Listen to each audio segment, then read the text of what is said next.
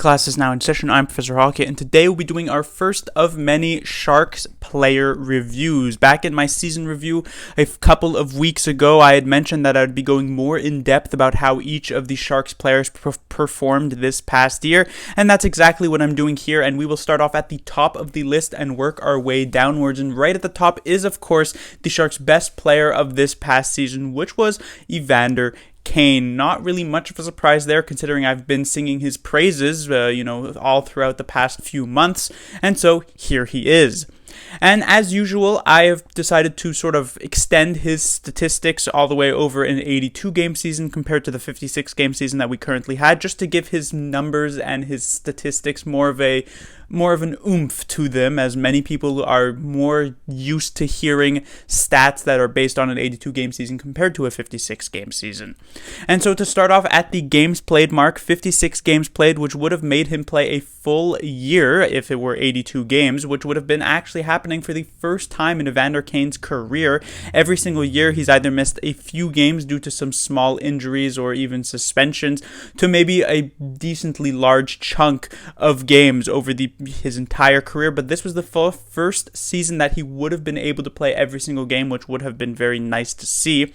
In terms of goals, 22 goals, which would have put him on pace for 32 in an 82-game season, 27 assists, which would put him on pace for 40 assists over a full 82-game season, which would actually be a career high in terms of assists, and 49 points, which would have put him on pace for 72 points, which would have been by far a career year for Evander Kane, which is obviously a very, very nice thing to see for Kane. He's, ever since he arrived to San Jose, he's been a player who's actually been quite good for the San Jose Sharks, but his game at times has been somewhat frustrating. He could go on stretches of games where, over a 15-game stretch, he'd score something like 15 points with 10 goals, and you're saying, oh, this is the year Evander Kane manages to score 40 goals and is a point per game player. This is amazing. And then suddenly he would go on yet another 15-game stretch where he would score 3 goals and maybe 5 or 6 points.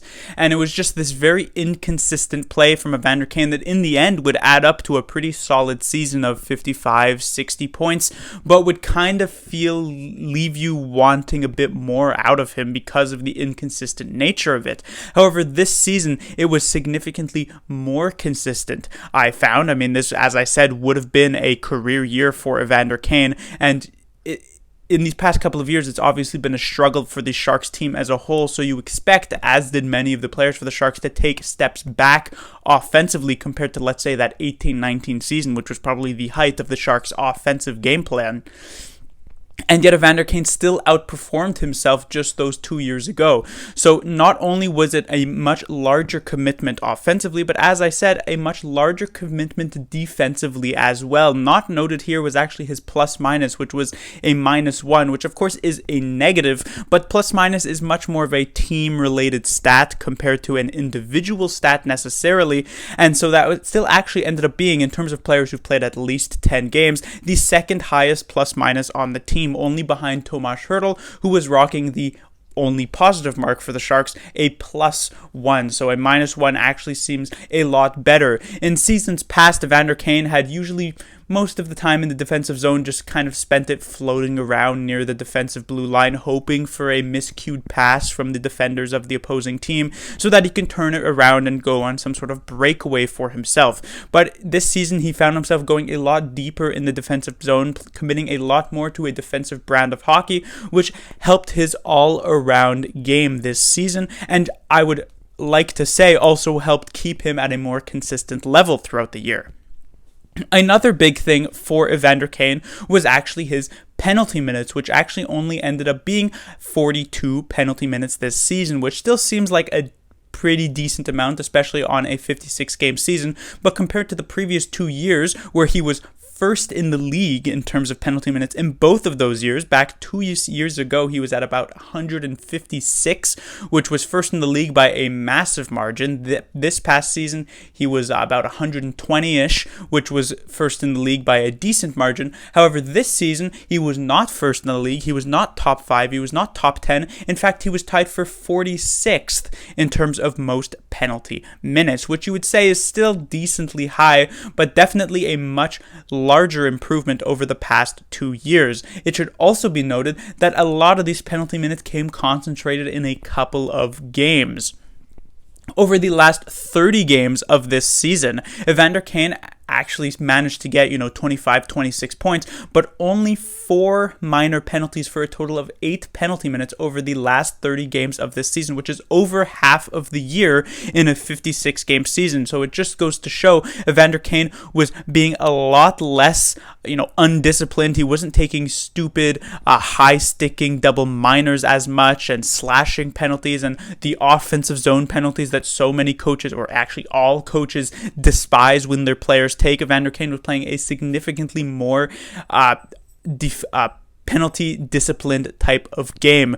You also take a look at last season. We can take a look at a stat called net penalties, which is essentially penalties drawn minus penalties taken, to show like the sort of net positive that you have on your team in terms of penalty wise, to show how disciplined you are. Last season, Evander Kane was third in the league with a minus 20, which means he took 20 more penalties than he drew. However, this season he was nowhere near the top of the league, with the top of the league sitting at, at minus 15, minus 16. Evander Kane with a significantly more respectable minus 3. So technically, he was still a slight net negative in terms of penalties drawn compared to penalties taken. However, significant improvement over the past couple of seasons, which was great to see. And just speaking, and sort of to put a cherry on top of all of these improvements that I talked about in Evander Kane's game, it really goes to show in his ice time, averaging over 20 minutes of ice time per game this season at 20 minutes and 12 seconds. This was first on the team in terms of all forwards, almost a full minute over the next closest forward, which was Logan Couture, and actually fourth on the team in terms of just general ice time behind the likes of Brent Burns, Erik Karlsson, and Mario Ferrara, who of course will end up just as defensemen ahead of all forwards. And yet Evander Kane still found himself ahead of the likes of Knyzhov, who was the last top 4 defenseman for the San Jose Sharks, and even Marc-Edouard Vlasic as well. So it just goes to show the trust that head coach Bob Booner also had into Evander Kane to not only play at even strength, to not only play at the power play, but also to play in some penalty kill moments. He was frequently on the ice to try and protect a 1-goal lead, which allowed him to be able to, contribute more onto empty net situations. He was always on the ice when the Sharks were up 6v5 trying to get the game-tying goal. And sort of how I've many times pointed out this season that Brent Burns was this all-purpose defenseman for the San Jose Sharks this season, Evander Kane was the all-purpose forward for the Sharks.